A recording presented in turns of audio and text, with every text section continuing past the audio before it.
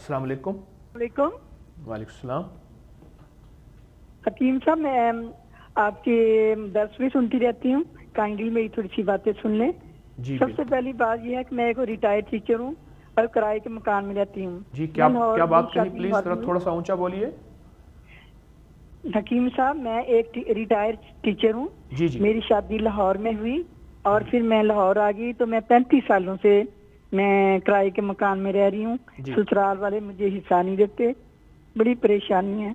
تو اس کے لیے اور دوسرا بیٹیوں کی شادی کے لیے میں نے بات کرنی تھی کہ بڑی بیٹی کی شادی نہیں ہوئی، 35 سال کی ہو گئی ہے، چھوٹی کی شاید منگنی وہ نکاح کیا تو وہ ٹوٹ گیا، اب اس کی منگنی کی تو وہ لوگوں کو بعد میں بتایا کہ پہلے سے بچی کا نکاح ہو چکا ہے، رخصتی نہیں ہوئی، تو انہوں نے صرف اس وجہ سے منگنی توڑ دی کہ ہم نے منگنی توڑ دی کہ وہ نکاح والی لڑکی ہم نے نہیں لینی۔ جی جی اور بچے آپس میں لڑتے رہتے ہیں، کوئی ایسی بات بتا دیں کہ ان میں صلح رہے اور وہ تسبیح خانے سے جڑ جائیں۔ اور ایک بچہ جس کے ساتھ میں رہ رہی ہوں،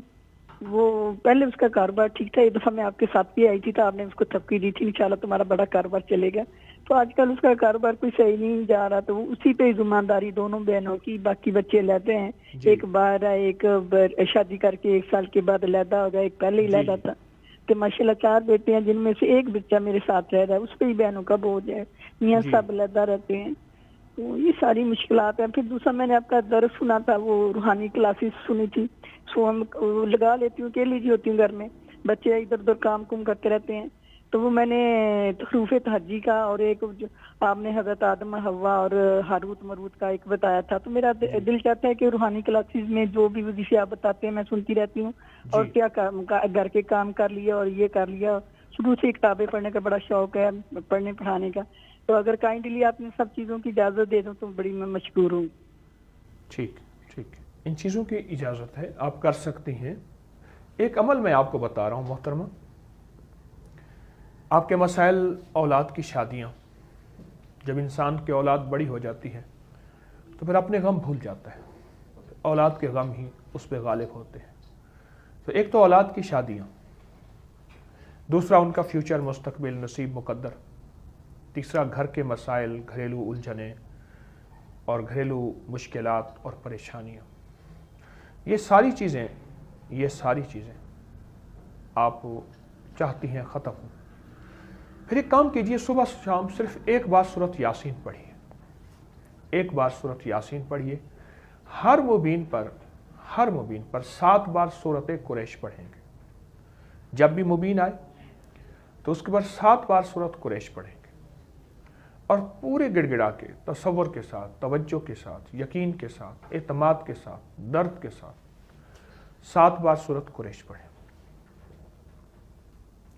آپ یہ ضرور عمل کیجئے، اور اس طرح شام کو آپ کو جو وقت صبح کا سہولت کا ہو کوئی تعین نہیں ہے،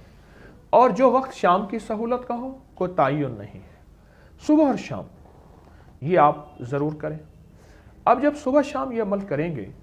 تو انشاءاللہ آپ کو اتنے نتائج اچھے ملیں گے، اتنی برکات ملیں گی، اور مشکلات کی دیواریں ٹوٹتی چلی جائیں گی، راہیں کھلتی چلی جائیں گی۔ ایک اور بات ہے کہ بعض اوقات انسان خود تسبیح وظیفہ تو کرتا ہے، اپنی اولاد کو اس تسبیح عمل اور وظیفے کی طرف متوجہ نہیں کرتا، اپنی اولاد کو۔ تو میری مخلصانہ درخواست ہے، مخلصانہ مشورہ ہے کہ اپنی اولاد کو اس تسبیح عمل وظیفے کی طرف ضرور متوجہ کریں، اولاد کو، اور ان کو بھی اعمال پہ لگائیں۔ ایک ہے کہ اکیلا گاڑی کو دھکا لگانا، مشکلات اور مسائل کی گاڑی، اور ایک یہ ہے کہ ہمت حوصلے سے ان کو بھی ساتھ لے کے چلنا، یہ دونوں چیزیں آپ کریں۔ اور ایک چیز اور عرض کروں گا کہ آپ نا سارا دن سورۃ قریش پڑھیں۔ سورۃ قریش ایسی عجب چیز ہے کہ اس میں خوف سے امن ہے، وَآمَنَهُم مِّن خوف، امن ہے خوف سے۔ کس چیز کا خوف؟ غربت، تنگ دستی، جادو، اثرات، جنات، بندش، رشتوں کے مسائل، گھریلو مسائل، زندگی کی ناکامیاں، پریشانیاں، ان ساری چیزوں سے امن ہے، ان ساری چیزوں سے امن ہے۔ سارا دن سورۃ قریش پڑھیں، اور بہت زیادہ پڑھیں، اور بہت یقین سے پڑھیں، اور بہت اعتماد سے پڑھیں۔ تو اس کا رزلٹ ملے گا، اس کا فائدہ ملے گا، اور انشاءاللہ آپ کی بیٹیوں کے رشتے اور اس کے لیے غیبی نظام، ساری چیزوں میں آپ کو اللہ پاک کی رحمت، اللہ کا فضل متوجہ ہوتا نظر آئے گا اور کرم متوجہ ہوتا نظر آئے گا۔ تو آپ ذرا اس پہ توجہ کریں گے تو آپ کا انشاءاللہ اللہ پاک ساتھ دے گا، اور اللہ پاک راحت اور رحمت کے اور عفو اور عافیت اور فضل کے اللہ فیصلے کرے گا، اور انشاءاللہ خیر و برکت ہوگی اور کرم ہوگا۔ امید ہے کہ آپ تھوڑی سی توجہ کریں گے اور کچھ عرصہ لگاتار یہ عمل کریں گے، چند دن، چند ہفتے، چند مہینے، چند دنوں میں ہی رزلٹ ملے گا۔ میں دعا بھی کروں گا۔ تو میں عرض کر رہا تھا، دنیا کا کوئی تھکا مارا، کسی بھی ٹینشن، کسی بھی مسئلے، کسی بھی مشکل، کسی بھی الجھن، اور دنیا کا ہارا بندہ،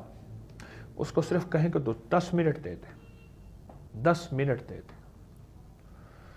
اور وہ 10 منٹ صرف تنہا بیٹھ جائے کہ یا اللہ دنیا میں ایسی جگہ کوئی کہیں ہوتی، اکیلے بیٹھے رہتے یاد تیری دل نشیں ہوتے، اکیلے بیٹھے رہتے یاد تیری دل نشیں ہوتی۔ اسے کہیں اکیلا بیٹھا رہے، اور اکیلا بیٹھ کے نا ڈوب کے یا اللہ یا نور، بس یہ پڑھ، ڈوب کے یا اللہ یا نور، بس یہ پڑھ، ڈوب کے، اور پوری دل کے ساتھ، پوری تنہائیوں کے ساتھ، پورے جذبے کے ساتھ، کوئی ادھر ادھر خیال نہ جائے، اگر جائے تو اس کو سمیٹ لے، خیالات کو بکھرنے نہ دے۔ پہلے تھوڑی سی محنت کرنی پڑے گی، اس کی مشق کرنی پڑے گی، پھر اس کے بعد یہ محنت اور مشق کے لیے آپ کو کوئی پریشانی نہیں ہوگی۔ یا اللہ یا نور، 10 منٹ بیٹھے اور تصور یہ کرے کہ اللہ کا نور میرے پورے جسم پہ غالب ہے اور پھوار پڑ رہی ہے، اور میں اس میں نہا رہا ہوں۔ دیکھیے میری بات سنیں، غم، دکھ، الجھن، قرضے، بیماریاں، تکلیفیں، دشمنیاں، مشکلات، مسائل اللہ کے نام سے زیادہ طاقتور نہیں ہے۔ لفظ اللہ یہ اسم ذات ہے، اور اس کی طاقت اور تاثیر اتنی زیادہ ہے کہ سارے غم، سارے دکھ، ساری تکلیفیں، ساری مشکلات، ساری پریشانیاں اور زندگی کا ہر مسئلہ اس کے سامنے ایسے گھل جاتا ہے اور صفر ہو جاتا ہے اور ذرہ ہو جاتا ہے۔ لفظ اسم ذات اللہ کی یہ تاثیر ہے، یہ طاقت ہے۔